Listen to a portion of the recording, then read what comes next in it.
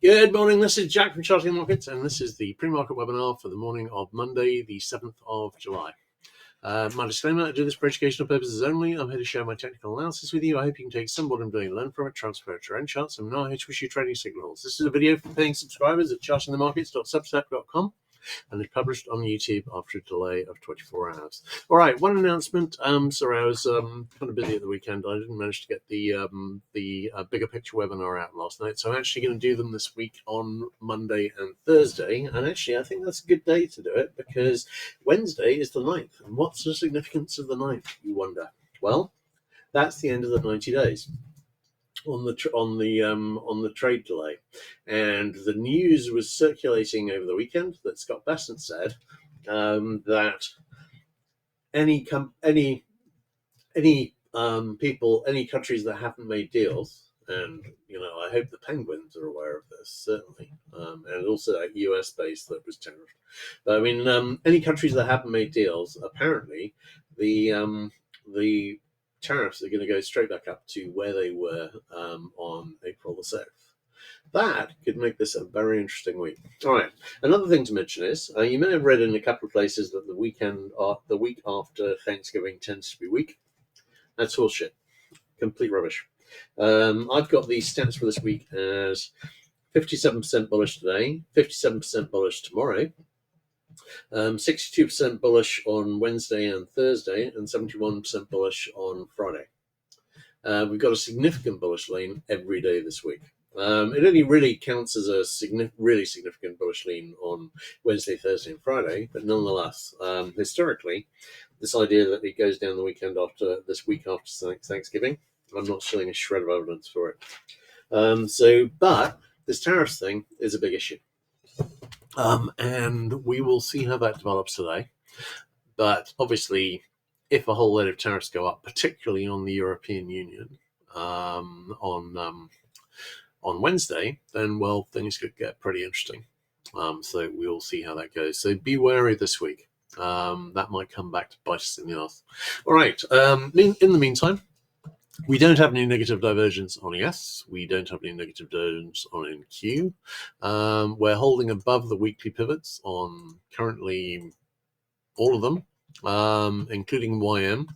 We do have an old 60-minute sell signal fixed here. We've actually made two highs, but they were lower highs since that fix. So we've still got a 60-minute sell signal on YM. We've got nothing on DAX except this IHS, of course, which is still threatening to break up, but not actually really doing so with any force. And on ESTX, same IHS. We had a 60-minute buy signal fix this morning or last night, and that's now reached the possible near miss target. So in terms of the overall lean, I'm leaning towards the upside here, subject to tariffs. So we will see. Oh, right, okay, sorry, Thanksgiving. No, sorry, they were talking about July the 4th. I was reading last week that this week was going to be lent bearish historically. That's bullshit. Thanksgiving might be different, but they weren't talking about it around English, so that's the holiday. It's not a holiday here for some reason. but yeah, they don't celebrate losing the War of Independence in Britain for some reason. Anyway, but I mean, the last week, what I was reading about was this week, and that it was lent historically bearish. That's not true. So July the 4th was bullish last week. It's bullish this week, and I'm pretty sure. Yep, it's bullish next week. But we do have 2 days which lean slightly bearish on Tuesday and Wednesday next week. But we've got 3 that lean fairly strongly bullish. 67% on Monday, 62% on Thursday, 76% on Friday. And that is some pretty positive stats. We don't have anything which really moves the needle in the other direction. So we'll see. All right, great. Let's have a look at the bigger picture charts. Okay. Right, looking at SPX, well, one thing to mention here is that we were flirting with touching the 3SD upper band last week, never quite made it, but we're not too far away. If we continue skying up at this same rate, we probably still won't get it because actually at the moment it's accelerated past price, so it's going to be hard for the price to reach. And I think there might be some uncertainty. We might see some consolidation this week. We'll see. In terms of negative divergence on the hourly, we do still have it, but it's not really that hard to see that going. Now, one thing I did mention last week was I was quite keen to see these trend lines, the obvious wedge resistance trend lines, obvious possible ending diagonal trend lines on the indices broken with some force. And obviously, we saw that on SPX. Which is great. I've got a possible trend line I'm watching, which is higher up. Looking at the Qs almost touched the 3SD upper band last week, and again aren't far below. Normally, I'd be looking really for a bit of a slowdown in the rate of increase at any rate. On the hourly chart, we've got an RSI 14 sell signal fixed on the Qs. Again, we've broken the trend line. This could be a bearish overthrow, but I don't think it is, not unless Trump's going to do a rerun of Liberation Day on Wednesday, which seems doubtful that anyone could possibly be that stupid. Still, I've been surprised before. No doubt I will be surprised again. All right, looking at the 15-minute chart, I've drawn in 3 possible trend lines here, all of which I'll be watching. Looking at Dyer actually was the strongest last week. It was the only one that did touch the 3SD upper band, but we continued higher. This has been we are on a very strong upper band ride at the moment. So there is a natural bias for at least some increase every day this week. We've got a nice looking RSI 14 sell signal brewing, and I'm thinking at some point this week we may well see these signals fix and start to play out, but they needn't actually go down an awful lot. Again, we broke the trend line, and I've got one above, which would be the obvious alternative, which I'm looking at. All right, let's have a look at IWM. Looking at the daily chart, this was way the slowest. Nonetheless, it's still got pretty close to the 3SD upper band. Also, if you look at the IHS that broke up, we're now about 40% of the way up to the target, maybe only 35. Nonetheless, we are making significantly good progress, and we've gone through the obvious trend line there too. I've got another, arguably better one, which is up here in about the 227.56 area, and we could see that hit this week. Looking at the hourly chart, we never had any negative divergence on the hourly chart worth the mention, and we don't have any now. 15-minute chart, you can see I've drawn in the obvious trend line there, and I'll be watching that. All right, looking at DAX, we've still got a weak RSI 14 sell signal fixed. Not really a lot to say about that, apart from it really needs to start going up. Now that we've recovered over the daily middle band here, we came back tested it, spent a day trading below it as resistance, but we've now spent another 2 days, the next 2 days, trading above it. It needs to consolidate on that and go up. Nikkei, again, this has been very strong last week. I've got a firm target up at a retest this high here at 42.4, and I was calling this as this was breaking up as a likely flag, and that would be the flag target. So we'll see how that goes. All right, great. Let's have a look at the dollar. And the dollar is one of the most interesting things to be watching this week because we have hit on the monthly chart. Bear with me a moment. On the monthly chart, we've hit when we had this was back in I think this was 4th of October or something, 2022, and I was calling this, or maybe it was the one before. No, it was 2nd of October 2022. USD broke the channel resistance, which is a line you can no longer see on this, and is testing a possible alternate megaphone resistance trend line. And then I called it on a sustained break below the monthly middle band. The obvious trend line target would be megaphone support, currently in the 94.5 area. We hit that target last week. And this is, obviously it took 2.5 years to get there. And honestly, I wouldn't have been that surprised if it took 4. But we've hit it. We've got a bull flag here. If it's going to turn back up, this is actually the obvious place to do that. And I'm thinking it might. In terms of the weekly chart, we've got just about got a bit of positive divergence here on the RSI 14, but mainly I'm looking at the RSI 5. We've got a really nice possible RSI 5 buy signal brewing. On the daily chart, we've got an RSI 5 buy signal fixed. We've got a wedge with resistance up here at about the 98.4 area, which hasn't broken up yet. But if you have a look at the hourly chart here, This is a little inverted head and shoulders that I was following for much of last week. This is the obvious trend line, which I've got up in about the 98.15 area. And this is an IHS target, which takes us there. I think that might well make target. I'm not seeing any particular reason at the moment to think that it won't. And if we continue up from there, then it could be, unlikely as it might seem looking at the markets around us and the people in the White House, it might be that we could see the bull flag play out and a retest of 114.75. That would make the year even more interesting. So we'll see how that goes. All right, looking at ZB.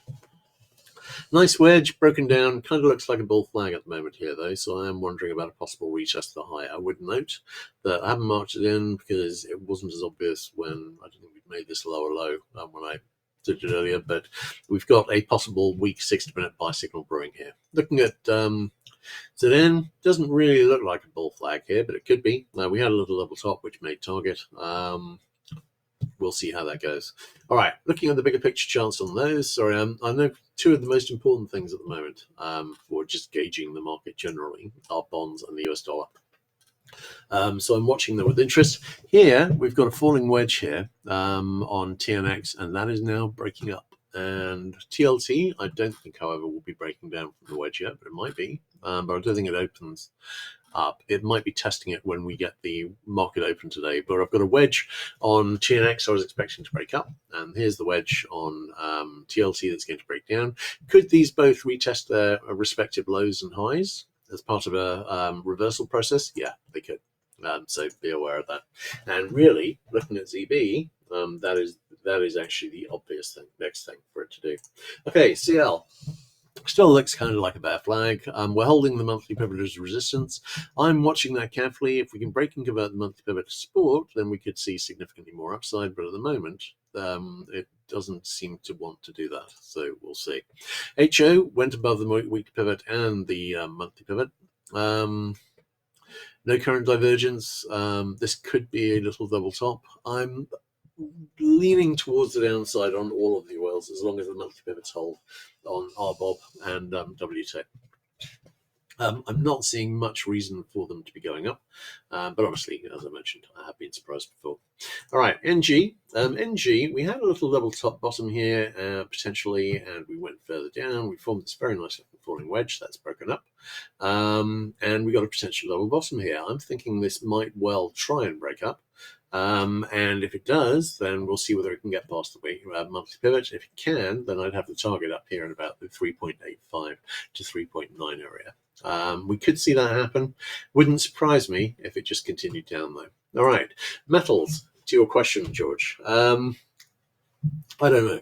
But what I would say is a weak 60-minute. The question was, is there a bottom in metals? We've got a weak 60-minute buy signal fixed. We are currently, though, below the weekly pivot and the monthly pivot. If we can recover back over the monthly pivot solidly, but we've not really been doing solid much the last couple of weeks. Looking at SI, I'm quite liking a reversal back up here. We haven't got any positive divergence, but I've got a nice trend line there that's being tested, and I've still got targets that should be made up in the 38 to 39 area. My big worry is these, and this is looking, and palladium and platinum, they've been ploughing their own furrow, and it may be the rest of the metals won't go with them. This is a very nice looking double top, possible double top on palladium, and we got another one on platinum, and they're both very nice. I am wondering whether that might be signaling something on precious metals generally. HG, little double top, not particularly pretty, has broken down, expecting to see a retest of this trend line here, and we will see whether that breaks. I am wondering about a possible retest of the high this year, which I've got at about the 5.34 area, I think. And I'm thinking it might need to go and hit that. So watching this with interest. All right, looking at the other currencies, is there much indication that the dollar is going to go up a lot? Not on the euro, not really. Although on the bigger picture on the euro, I do have a lovely bear flag, and I've got another one on GBP. Do we have a nice topping pattern on GBP?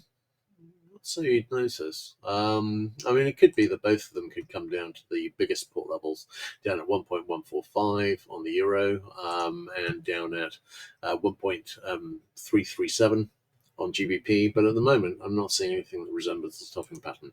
USD JPY is heading up with the dollar. Did I get a reversal pattern here? Not one that would be pretty enough to draw, but yeah, arguably one up here, which is breaking up with a target back at a retest of this high. USD CAD, potential level bottom, but ideally it would have got a little lower first to form it.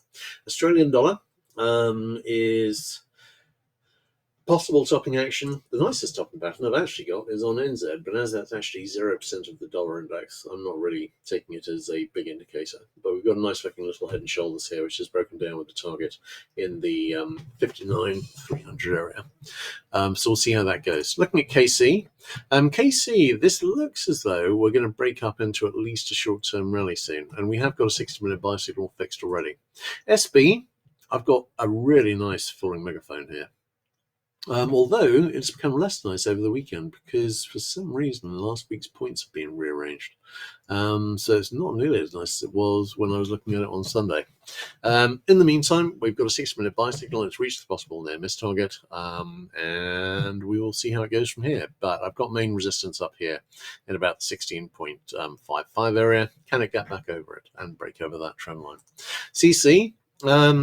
I'm expecting this probably to go down, but we do have a possible 60-minute buy signal brewing, and we do, for the moment, have a possible double bottom setup. It could see a rally here. We'll see. I was expecting to see a retest of this low, and we've seen it. CT, still got a possible head and shoulders forming here, and we will see how that goes. Lumber, this still looks like a bear flag megaphone on ZW. ZW, we had a big spike up, and we had a spike down. On corn, that was actually a sell signal, which made target. There's a sell signal on soy as well, which made target. And it was also a sell signal on soybean oil, and that made target as well. Corn and soy both had fairly decisive moves down. They could go back up again, and we've made the sell signal targets, but we broke back through the monthly pivot on them. So we didn't do that, I would note, on soybean oil. So this could be a little head and shoulders forming here to a breakdown, but that wouldn't even get us to the monthly pivot. So I'm watching that, and we will see whether or not that breaks. All right, live cattle. Still got an IHS forming here, pretty close to breaking up, and on the lean hogs chart, we've got a head and shoulders here, which has broken down with a target in the 103 area, although it's not been particularly enthusiastic about getting there so far. We shall see. We got a possible weak 60-minute buy signal brewing there. All right. Do you have any more questions, guys? Not seeing any more at the moment. All right. Well, my pleasure as always, guys. And take care and watch out for Wednesday. If we see the majority of the tariffs go straight back to their April 6 levels, that could get ugly. Be aware of that and be careful. All right. Take care, guys. Catch you later.